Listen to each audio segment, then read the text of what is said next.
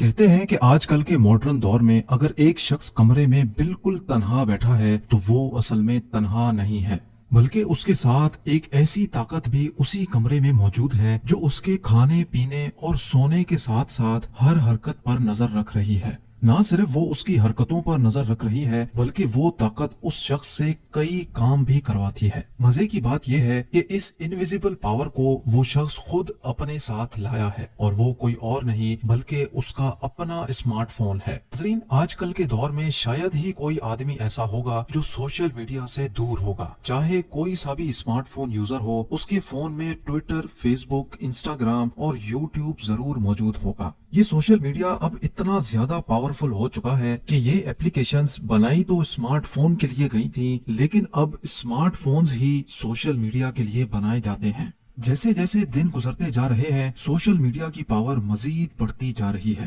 حتیٰ کہ world super power United States کا پریزیڈنٹ بھی اب ٹویٹر کے ذریعے ہی لوگوں سے انٹریکٹ کرتا ہے۔ ہم میں سے اکثر لوگ یہی سمجھتے آ رہے ہیں کہ سوشل میڈیا ایک فری ٹول ہے جس کے ذریعے انفارمیشن اور انٹرٹینمنٹ حاصل کی جا سکتی ہے، لیکن اصل بات جان کر یقیناً آپ کے رونگٹے کھڑے ہو جائیں گے۔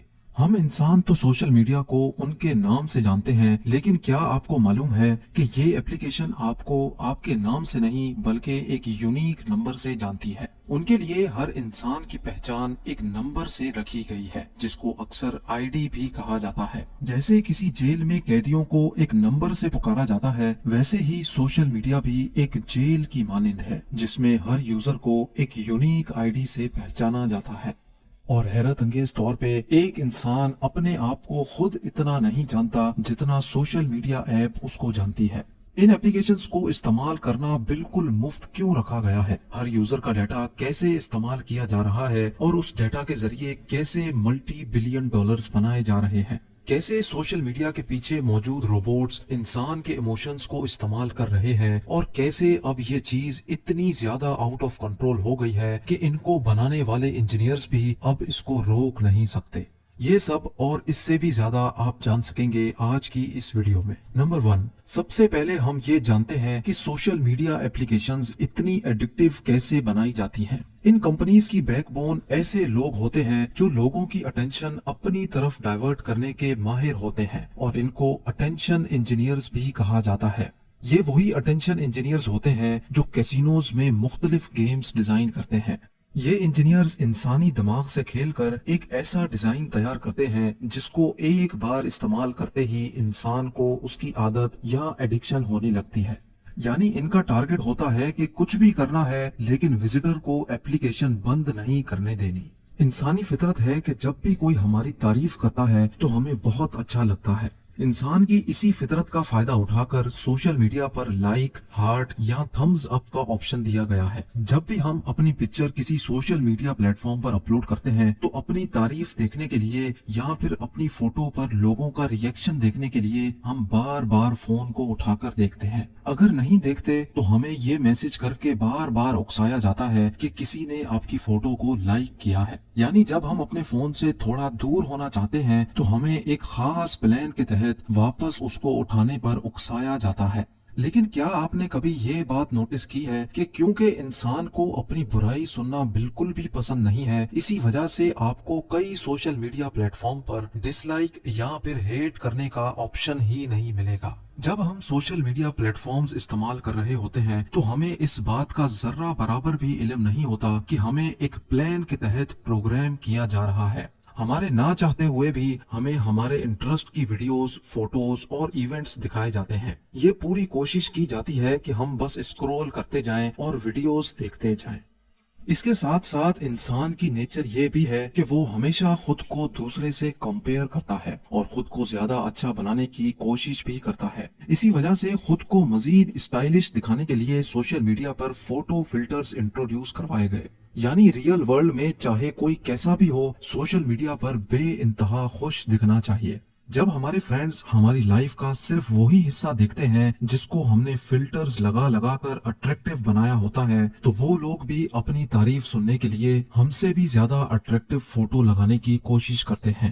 बात अब यहाँ तक पहुँच चुकी है कि हम सिर्फ अपनी फोटो या वीडियो पर लाइक्स पाने के लिए ऐसे ऐसे एक्शंस करते हैं जो हम अपनी रियल लाइफ में करना अफोर्ड भी नहीं कर सकते। और ये सब कोई इत्तेफाक नहीं, बल्कि ये एक प्लान्ड प्रोग्राम है जो हमसे करवाया जा रहा है। अब यहाँ एक सवाल उठता है कि अगर ऐसा होता भी है तो उससे क्या फर्क पड़ता है, आखिरकार हमारा अच्छा टाइम पास हो जाता है। बिल्कुल सही, वाकई सोशल मीडिया अच्छा टाइम पास करवाता है, लेकिन आपको ये जानकर हैरत होगी कि उनका मकसद भी यही है कि आपका अच्छा टाइम पास होता रहे और आप बार बार उनके प्लेटफॉर्म को विजिट करते रहें।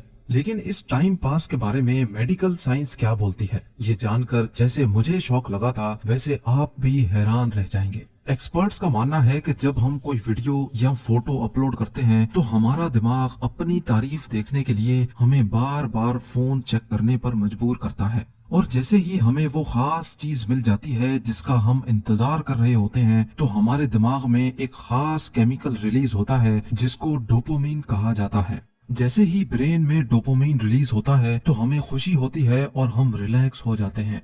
मेडिकल साइंस का मानना है कि सोशल मीडिया देखने से जो डोपामिन रिलीज होता है उसकी क्वांटिटी उतनी ही होती है जितनी कोकेन इस्तेमाल करने से रिलीज होती है। जब डोपामिन हमारी बॉडी में स्पाइक करता है तो उस वक्त हम बहुत खुश होते हैं, लेकिन जैसे ही उसकी क्वांटिटी वापस नॉर्मल हो जाती है तो हमें दोबारा से उसकी तलब होने लगती है।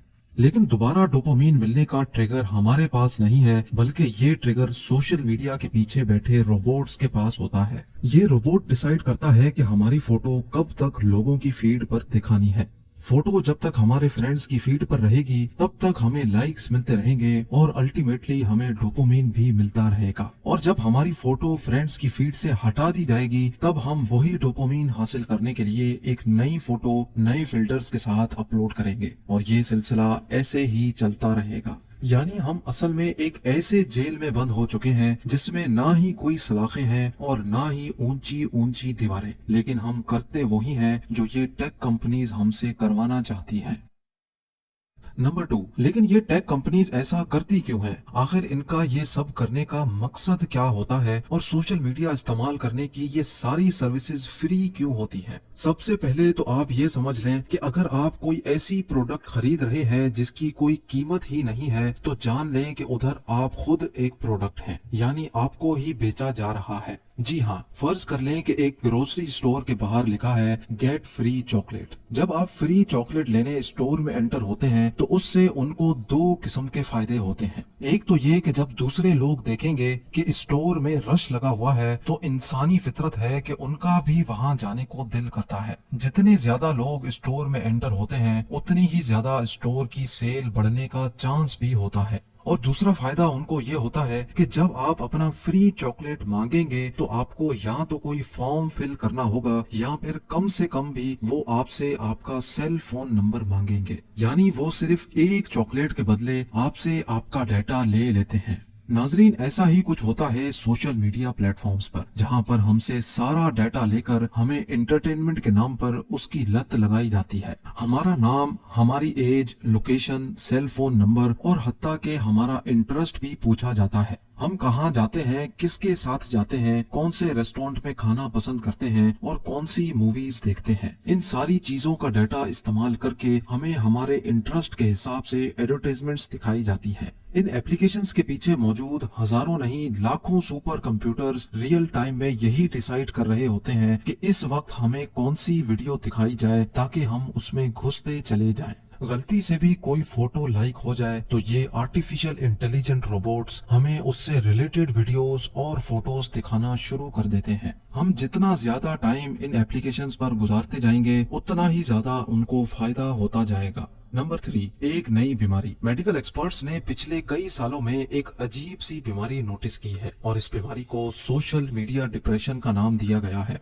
अमेरिका में लाखों नौजवान लड़के और लड़कियां इस बीमारी में पाए गए हैं। डॉक्टर्स का मानना है कि जब हम दूसरों की लाइफ का फेक पार्ट सोशल मीडिया पर देखते हैं तो हम खुद को उनसे कंपेयर करते हैं। हम खुद को एक ऐसे इंसान से कंपेयर करने लगते हैं जो अपनी लाइफ का सिर्फ 1% हिस्सा दिखाता है और बाकी 99% हिस्से छुपा रहा होता है। नौजवान अपनी फीड देखते जाते हैं और लोगों की जिंदगी के फेक पार्ट से अपनी लाइफ को कंपेयर करते जाते हैं। इससे उनको एंजाइटी डिसऑर्डर और डिप्रेशन जैसी बीमारियां बहुत छोटी एज में ही घेर लेती हैं। कई नौजवान जब ये सब बर्दाश्त नहीं कर पाते तो वो सुसाइड भी कर लेते हैं। क्या आपको मालूम है कि सोशल मीडिया के आने के बाद सिर्फ अमेरिका में सुसाइड का रेशो 151% बढ़ चुका है और जो मजीद बढ़ता चला जा रहा है। जिन इंजीनियर्स ने सोशल मीडिया के प्लेटफॉर्म्स पर दिन रात मेहनत करके ये रोबोट्स तैयार किए थे, उनका कहना है कि हमें खुद इस बात का इल्म नहीं था कि एक दिन ये चीज इतनी भयानक शक्ल इख्तियार कर लेगी। अब ये मामला इतना आउट ऑफ कंट्रोल हो चुका है, इतनी ज्यादा नेगेटिविटी फैल चुकी है कि इसको अब अंडू करना पॉसिबल नहीं है। Mr. Zuckerberg, would you be comfortable sharing with us the name of the hotel you stayed in last night?